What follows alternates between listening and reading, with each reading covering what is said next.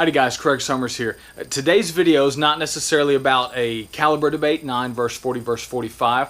What I do want to talk about is about the myth of the stopping power of any pistol cartridge, and then why you've always heard the term center mass.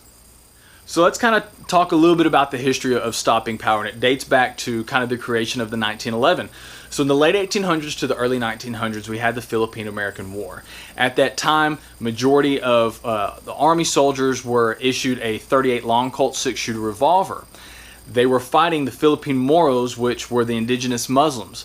The soldiers noticed the lack of stopping power that .38 caliber had on the enemy, and what they noticed was kind of two things. Is one, that the Moros were battle hardened. Before they would go into battle, they would get in some type of hypnotic state and kind of get each other really riled up. And then they also there were also stories of the Moros taking some type of hallucinogen or some type of narcotic that would dull the pain.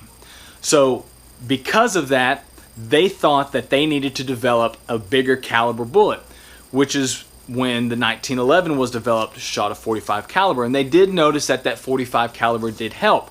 But that's what we're here to talk about, is why that's the case. Now I want to talk about the myth of the stopping power of the pistol cartridge. Most bad guys that you're going to come across, they're not like you or I. They don't feel pain like we do. Their pain tolerance is significantly higher. Much like the Moros in the Philippine-American War, whether they got themselves psyched up or under some hallucinogenic state, or whether they were under the influence of some type of external drug, nonetheless, their pain tolerance was significantly higher than the average person. The bad guys are going to be the same way.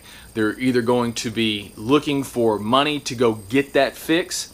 They're going to be under the influence of drugs at the time of either the mugging or the home break-in or whatnot, or they could have a mental disorder. So regardless, they're going to be in some type of altered state of mind to where they will not feel pain like you or I do. Since they can't feel pain, you're going to have to incapacitate them. You're going to have to force them to stop what they're doing. And that brings us into the 3 ways to incapacitate somebody. So you have blood, brain, and bone. All right. So let's go over here to Bob. Bob is a VTAC target that my 2-year-old helped me kind of color in for some illustration purposes, and he's got brown lung because he smokes Marlboro Reds instead of the lights. Anywho. So the heart is typically the first place where we like to put those first rounds. Several reasons is it is the pump of the hydraulic system. You're trying to create as much blood loss as you can. The quicker they lose blood loss, the sooner that they become unconscious and the fight's over. Now you have heard times where people fall down, their blood pressure regulates and they come to, but you know, they're on the ground, you can finish that fight while it's there. Another one is you have a greater margin of error, which is where the term aim small, miss small comes in. I typically like to tell people either shoot for the second or the third button on their polo shirt, regardless of if they're wearing one or not. It gives somebody a definite aiming point rather than just saying center mass, which could be almost anywhere right here. And your greatest margin of error, this is what I'm talking about. So if I say, hey, let's shoot for that second or the third button on their polo shirt, that's given me a definite spot right here. Okay, now most offensive situations, your heart rate's going to be running, your adrenaline's going to be flowing, and your shot placement, your accuracy is not going to be as good as you typically go to when you're calm and on the range. So we need to have a greater margin of error. So if you shoot right here at a second or third button and I'm off 4 inches, I'm still making somewhat of effective hits. If I'm off 2 inches, I'm still in that A box right there. Those are still solid hits. Now, even if I'm 2 inches down, not a problem. 2 inches to the left, 2 inches high, or even 3 inches, you're still making effective hits. Also, where that heart is, you've got the lungs right there. You've got other vital arteries.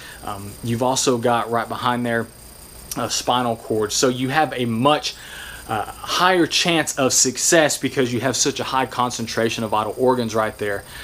So that's the main reason why we go blood first. So you want to take out that hydraulic pump, you've got a greater margin of error, and then there's a higher concentration of core vital organs in that area for you to have a higher chance of success. So if you can't make that, so if you can't do blood first, shoot them in the heart. That's where we recommend the brain. A lot of times you'll hear it referred to as a headshot. That's really not the best, I guess, way to say it. It's you actually want to shoot them in what they refer to as the ocular cavity. I drew it here on Bob in black. It's basically where if somebody's wearing some prescription glasses or safety glasses, it is where their eye sockets are, and it goes down into their nasal cavity. And you're trying to put that bullet in that soft tissue, and the brain actually wraps around the rear of the head, and you're trying to put that bullet through this soft tissue into the rear of the brain. And if you can get one good shot placement right there, and it actually makes contact with the brain, that's immediate lights out. That's game over. You have won that fight. So heart first, brain second. It's actually the ocular cavity. If you can't do that, we go to option number 3, and that's bones.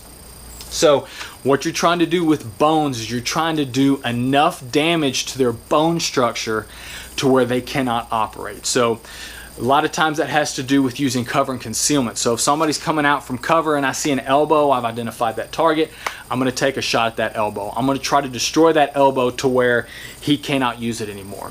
If he's coming out from cover and I see a knee, I'm going to try to destroy that knee so that he can't even put weight on it anymore. And then once he does that, then you can finish the fight from there. But those are the 3 main areas where you go for: blood, which is the heart, brain, ocular cavity, and then bones. There is a 4th area. It's called the pelvic girdle. It's where a lot of your intestines or whatnot. That also is another really good area to shoot. But for lack of better terms, the 3 areas on Bob is kind of where we'd like to go.